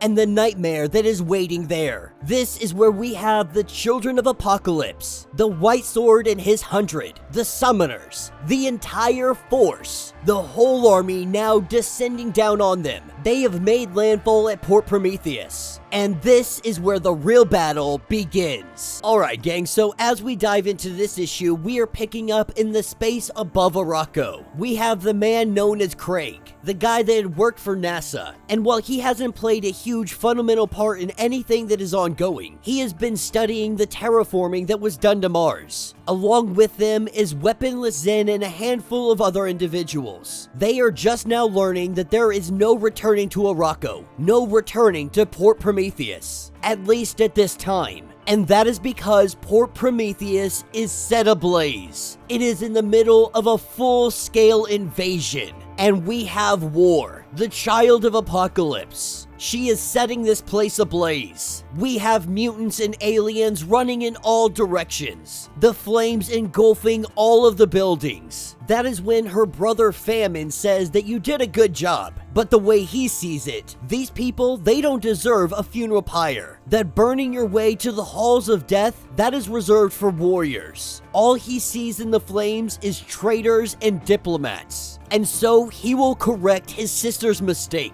This is where we pick up with Kobach. Right now, he is looking for Lotus. He is looking for the Fisher King, because the buildings, they are coming down all around them. This is where he sees Ziza of the Smoke. She lets Kobach know that the Fisher King is with Roberto. Lotus is already outside fighting. The word right now, get to the riverbank. This is where they will regroup and mount their counteroffensive. But she has come here for something in particular. Something that Roberto had locked away for safekeeping. Right after Judgment Day, Storm had entrusted the Night Seats to keeping the ultimate weapon safe, what they refer to as the Uranus trigger. As soon as she touches it, she has communication with Uranus. He finds it very funny that they are already pulling out this weapon. He lets her know that you do hold the ultimate weapon in your hand. You hold Uranus the Eternal, the living destruction, holding every weapon that he has ever crafted. All she must do is say the words and the killing will begin.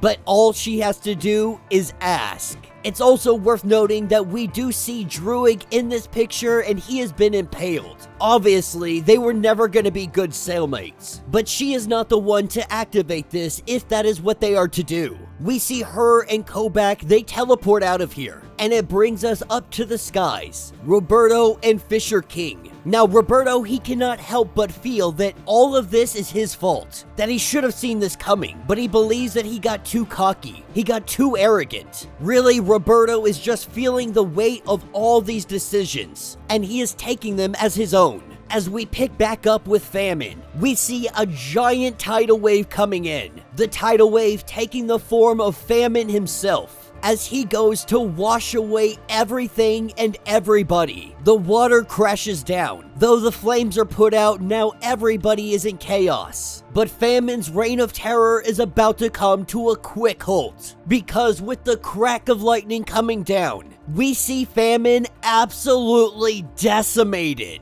with Storm descending from the heavens, letting Famine know that today you showed me who you are. You showed me what mercy brings. And so Storm will no longer bring mercy. She will bring only their destruction. This is when War turns on Storm, focuses all of her attention and all of her energy directly on her. asking Storm, who are you to challenge us? The children of Arakko, the kings and queens of the world, the true Omegas. And Storm tries to let her know that when Annihilation Helm had took Genesis, you didn't side with your mother, you sided with the Helm. And a battle between Omega-level mutants has never been a matter of power. It has been a matter of versatility. This is where the whirlwind begins to surround war. The pressure and temperature changing, the whirlwind increasing, and we see the flame of war completely die out. Two of Apocalypse's children have been taken off the board in a matter of moments. This is when we have the arrival of Death. And the thing about Death and Storm is their relationship is very all over the place. But there is a mutual respect, maybe even room for love. Death is informing us that his siblings are downed and not dead. He can feel the spark in both of them. She tries to say that she is not playing in mercy, but Death knows that there is still mercy inside of Storm. This is where Death challenges Storm. The end-all be-all. Full strength, no holding back, their final dance. As the two of them prepare for their battle, each of them getting ready to make their attack, this is where we see the sister. We have Pestilence, wielding an arrow made from Death himself. She shoots that arrow directly at Storm, and right before it makes contact with Storm, that is when Nova comes swooping in. Nova takes that arrow directly into his chest. Storm going to his side, going to touch him, but Death stops her. Says that plague, it spreads by touch. It kills by pain. There was no one else that can survive this but Death himself. We have seen that Nova has met his end, but now Death turns on his sister. His sister just interfered with the challenge. Death is one to hold on to their customs. That if they don't hold on to the customs, all of this war is for naught. That it is pointless. That if we don't continue on our customs, why are we even fighting these fights? The way that Pestilence sees it. That these customs, these traditions, they exist to serve the children of Apocalypse. Right now, Storm is the enemy. They destroy their enemies no matter what, no matter who they might be. This is when Death takes off his helmet. The first time that we have ever seen him do this. Though we don't get a good glimpse of his face, we only get the dark silhouette of it. When he takes off that helmet, we see that Pestilence dies right there on the spot. She falls down to nothing but ash. This even puts Storm at pause. But Death goes on to say that she interfered in a challenge. That was a challenge by insult. She said that these things, they mean nothing, but he believes that she was wrong, that she has to be wrong. This is when Saza the Smoke comes out. She gives the Uranus trigger to Storm. She tells Storm that it has to be her because she is the seed of loss. And she also can't listen to him talk any longer. This is where Uranus begins to talk to Storm, informing her that he has been watching the situation, that he will skip the preamble. He tells Storm to release him for his hour of freedom, that he will end this war by ending every single life on this planet that is not of her faction. The trigger is in her hand. The choice is hers. And so now she must choose. And this is very interesting for Storm because she said that she is not holding back any longer, that she won't show mercy, but we have already seen that she is in fact showing mercy. She took down two of the children of Apocalypse without even really breaking a sweat. But now she has the option to end this war instantly. No mercy, no holds barred, nothing. And she can use Uranus to do this. But does she really want to do this? Because Uranus will not care. He will kill everybody. He says that he won't kill members of her faction. This might be true, but Storm also knows that she has the power and capability to do this without him. That if she were to truly let go, to truly not have any mercy, she could rain down hell on Genesis and all of her forces. And so now Storm, the Weather Witch, must decide. Will she fully let go? Will she become the monster? Or will she release the monster from its cage and pray that everything goes according to plan? This is what takes us over to the Autumn Lands, once home to the Autumn Palace, home of Magneto. we have a gateway that is opening up. Walking through that portal is none other than Apocalypse himself. Alright gang, so as we dive into this issue, we pick up with Vulcan. After his little rampage, they had imprisoned him, but now Apocalypse has need of him, with Vulcan rising up from the ashes. He is asking Apocalypse, am I to be your death? And Apocalypse tells him no, that he is not death on any level. Now, in the past, he may have ordained his chosen warriors with the names of those that he had lost, wrote their names in blood in the sacred texts of humankind, but he now believes that it is time for older concepts. Had his family understood his path, this would have been a simple matter, but it is happening as it must. It is happening now. So no, he doesn't need death. What he needs is fire to be fire. But Apocalypse also understands that fire is only useful when it is harnessed properly. He tells Vulcan that you will be bound to me and my will. Apocalypse using his powers, essentially putting a leash on Vulcan. And then Vulcan, he attempts to go on a little rant. But Sunfire and the others, they tell him to just chill out. And Apocalypse lets him know that the prison you were in,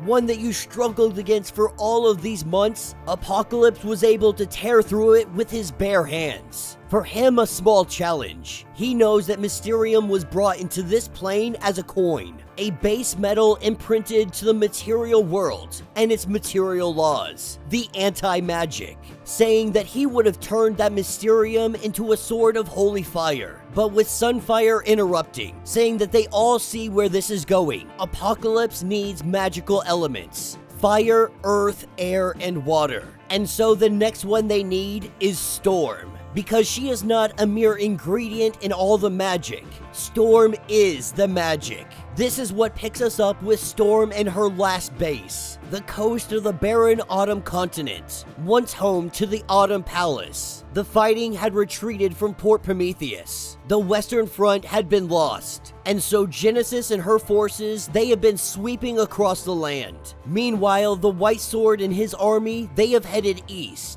The Morrowlands could not resist, and so they abandoned their homes. And now Storm is left wondering, will she release Uranus? Will she use the eternal weapon? While contemplating this idea, we have the arrival of John Ironfire. And John is telling Storm to give me the key. To give me the key and I will do what is necessary. The reason that Storm is hesitating is because if they release Uranus, he will kill all who march under Genesis' banner. Every single last one of them. But John Ironfire, he does understand this. His comrades that he has battled time and time again with, the White Sword and his 100. This would mean that they all perish as well. But he fully believes that they cannot be saved. That the staff has absolute control and there is no coming back. Genesis and her forces have forced them all the way back here. Right now, she holds the world, and every single hour she is tightening her grip. Ironfire believes that this must end, that someone has to end it. And if Storm isn't strong enough to end this, to do what is necessary, John Ironfire will. This is when a lightning bolt comes from the sky, and we see the key in Storm's hand absolutely disintegrate. Storm has just cut off access to Uranus. The ultimate weapon will not be used in this war. Obviously, this makes John Ironfire furious. This was the end of the war. That was the key to their victory. But Storm saw it as genocide, believing that all of these mutants that are currently under the control of Genesis, they can't just be killed because they are being mind controlled, because they are being forced into combat, that they must find another way to end this war without the absolute decimation of her forces. With Ironfire walking away hugely disappointed in Storm, Sunspot comes over to let us know that Nova is still alive, that the Nova Force is keeping him alive, but it is only holding the infection at bay. This is when they hear the cheering outside. The people are getting excited, and we also see in the crowd that Death is here with Storm and her forces. But everybody is focused on the arrival of Apocalypse, with Sunspot and Storm preparing for war, preparing to battle Apocalypse himself. Because as it stands, they don't know what side he's on. He has been missing for quite some time. Apocalypse does take note that his son Death is here.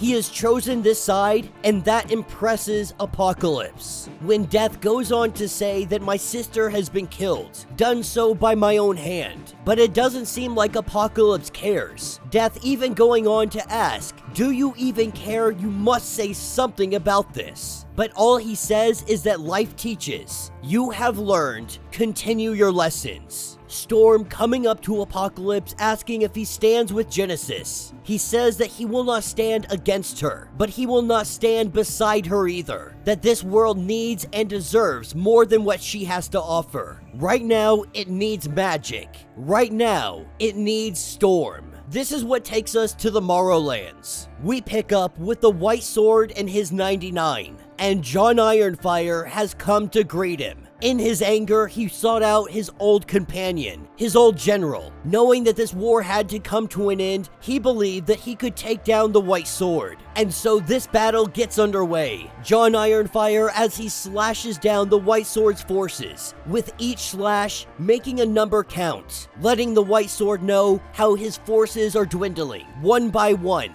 98, 97, 96. Ironfire is pulling no punches. This is when the White Sword sends out 10 more, 6 through 15, telling his forces to wear him down. As Ironfire takes these guys on one at a time, we pick back up with Apocalypse and Storm. And Apocalypse does take note that Uranus has stayed in his bottle. The way Storm sees it, he offered the illusion of clean hands. The lie that she could summon evil and not claim it. The blood would be on her hands. And so no matter how this war ends, she is going to do this herself regardless. But Storm, over Uranus, she would know when to stop. Versus Uranus, he would be merciless. But what Apocalypse is offering is a different choice. There is no illusions here. The forces of Genesis are coming. Apocalypse had trusted his children would one day stand at the 4 points of the X, but they have not learned what they needed to learn. Death being the only one to show promise. Pestilence is lost. The rest are not suitable, so he works with what fate has given him. This is when Sunfire unhoods himself,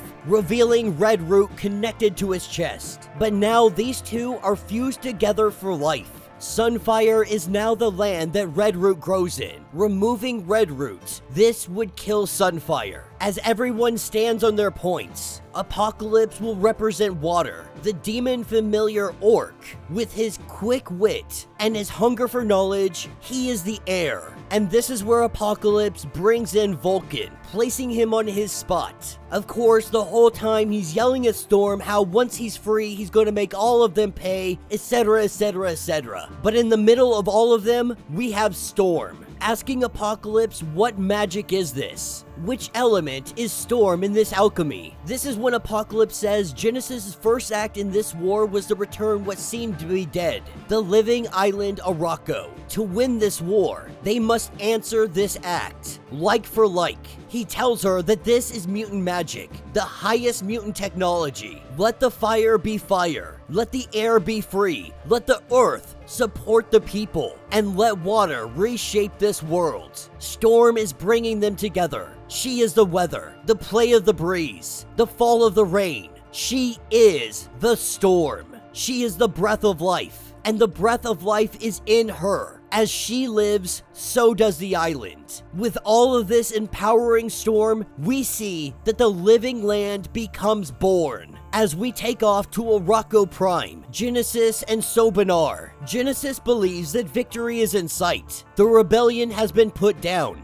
The weak once again live under the strong. But Sobenar lets her know that something is coming. Something is making its way through the ocean. As he points off to the ocean, across the world only a small little piece remains of the autumn continent. Because the rest of the continent, it has become sentient. It has rose up and it has taken form, walking like a mutant. We are introduced to Korok, the living land. With Storm leading ahead, she calls out Genesis, telling Genesis that you claim to speak for Arakko, so raise up your island and let the fight begin.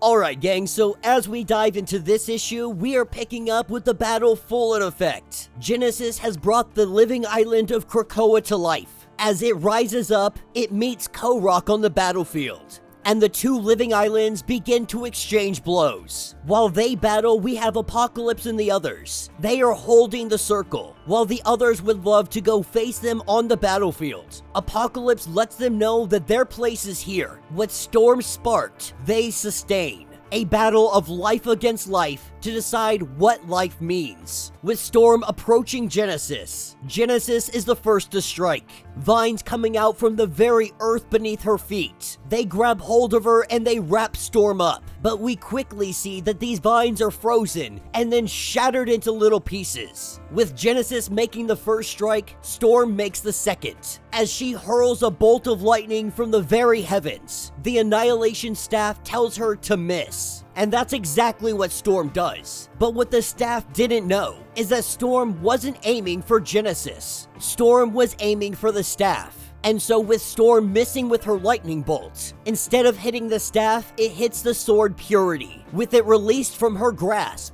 the sword is returned to where it belongs. This is what takes us over to the Morrowlands. John Ironfire has been decimating the ranks of White Sword, killing one of the last soldiers. He is telling White Sword that I am begging you to hear me out, that Genesis' cause is only her own. He is begging his old friend to stand down. As White Sword reaches up to the heavens, we see the sword Purity, it manifests inside of his hand, and he says that there will be no standing down, that Genesis is right. And so as John Ironfire and White Sword clash together, we pick up with the invasion party, with the giant eyeball that is Aura. As their invasion party gets closer and closer, she tries to make a stare. By simply staring at her enemy, she could take them off the board. And she wants to start with DaCosta. This is where we see DaCosta walking up with Cora holding his shoulder, with Cora giving him a power-up. Aura stares at DaCosta as she tries to pinpoint his eyes, to see through the very soul of who he is, to eradicate him from this earth. That's when DaCosta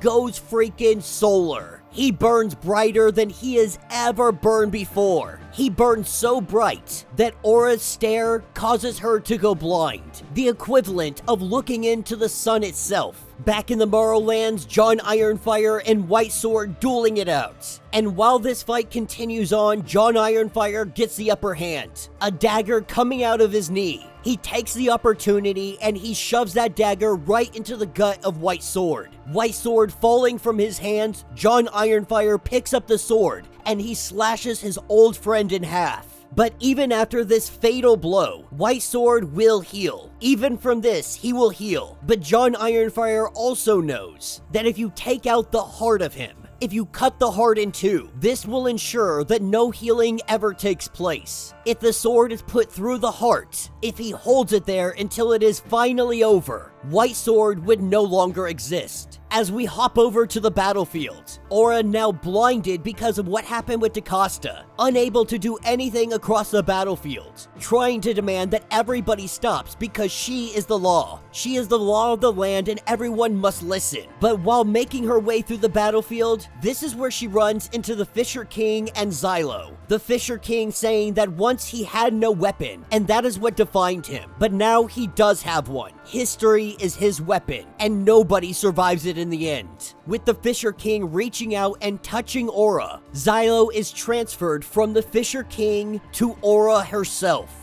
Now this is where we pick back up with Storm and Genesis. Storm cursing at Genesis, telling her, "Do you see what your war has caused us?" But the problem is, Genesis cannot see past anything. The Annihilation Staff has hold of her. It controls her. As we see Genesis knock Storm right out of the sky, a devastating blow. And then we have Storm crawling on the ground, trying to make her way closer to Genesis as Genesis goes on her little speech. As she crawls up, she grabs hold of the staff. And this is when the staff speaks to her. The staff is telling Storm that I want to partner up with you. The Genesis was always a means to an end, but her goals are selfish. She only wants to conquer. The staff believes that with Storm, they could do tremendous things together. Her selflessness, her leadership, her ability to do everything that she does. The staff is trying to encourage her to take on this power. to take my power into yours and truly form this world into what you want it to be. The whole time, Storm was staying quiet, and through this whole ordeal, Storm recognized that the staff didn't say one word. The staff never said miss. This is where the lightning comes down. It lands directly on the staff.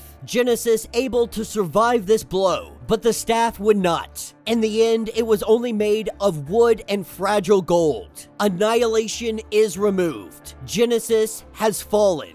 Laktuka letting us know that this is over. And while some on the battlefield would still love to fight, this is where we have the arrival of Xylo, now going by the name of Xylora, a mixture of both mutants. They say that Storm has won. Annihilation is gone. The challenge was witnessed, and through Laktuka's eyes, Xylora also witnessed this. The war was fought on false law, on false history. This is the end, and none will defy the word. As they look across the battlefield, we see that the Fisher King had fallen. He knew that when he took on Xylo, this was an inevitable end regardless. It was a sacrifice that he had to make to win this war. As we pick up with John Ironfire, he waits for his old friend to rise back up. White Sword has been healed, and now that Annihilation is gone, he is thinking much clearer. But White Sword must ask, why didn't you do it? And he responds with, I trusted the storm. With the islands embracing one another, the mutant civil war has finally come to its end. And this is when Apocalypse begins to speak.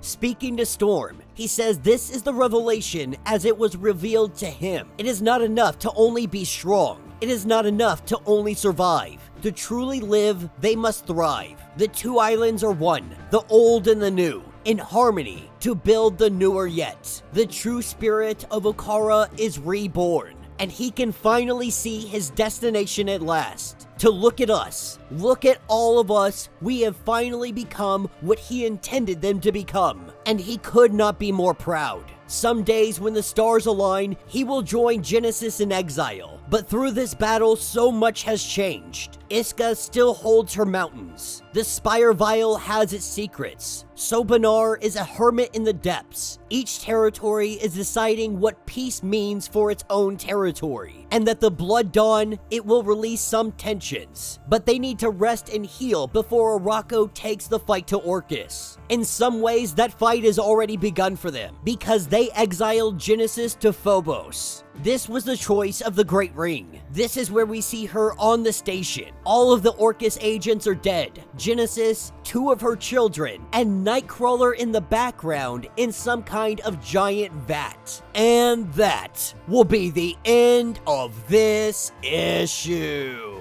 So let me know what you guys think down in the comments. Alright, so when it comes to issue 18, I would say that it's anticlimactic. It was enjoyable, it was fun, but I think the Kaiju Islands was a bit over the top. This should have been a straight-on brawl between Storm and Genesis. And in some ways, we kind of got that, but we really didn't get it. There were some lightning bolts thrown around, Genesis used her powers a little bit, but at the end of the day, it just wasn't the fight I was expecting when we're talking about these power sets, these power levels, Omega versus Omega, the end of the Civil War, the final battle, and we get mostly theater. In fact, I would say the fight between White Sword and John Ironfire was much more appealing than what happened between Genesis and Storm. I would say the reason I'm disappointed with it is because X-Men Red, this new rebooted X-Men Red, is really supposed to be, or at least it looked like it was the focus of bringing Storm up. You know, when I go to make this full video, that's exactly what I'm going to title it. This is the rise of Storm in the Krakoan era. And I feel like for the final issue, you could have really gone out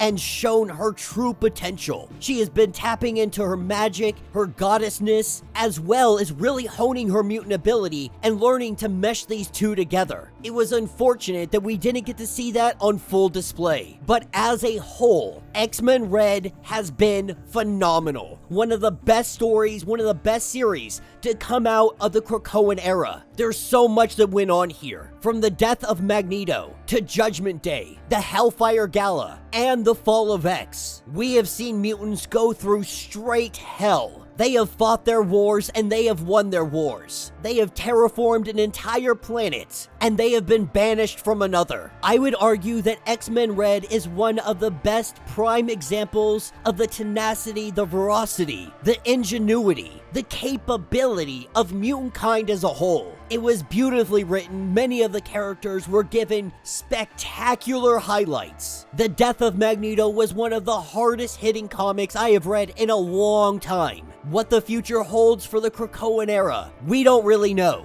There is still more to the Fall of X to come in January. Could we see a reboot? Could we see mutant kind returning back to that mansion, back to the status quo? I'm very curious to see what Marvel's gonna do, because I know there are many of the classic X-Men fans that cannot wait for the status quo to return, where, me personally, I would like both stories to continue on. The Krakoan era, really, in my eyes, revived everything about the X-Men, about mutant kind. It brought them front and center for the new era of comic book readers. But man, is it hard to beat a classic. Let me know your thoughts, let me know your theories. If you would like to get completely caught up on everything that is going on with this issue, go ahead, check out the link in my description, as well as the top of this video. It'll get you completely caught up on everything going on with this series. If you would like to support the channel, you can always do so by joining the channel membership. Much like Patreon, having multiple different tiers, from $1 to $50, from loyalty badges to comics every single month. Not only are you helping out the channel tremendously, but you are getting tons of perks in the process. Now, if you're unable to do this, do me a favor, subscribe to the channel, like this video, hit that notification bell, and with that being said, until the next breakdown.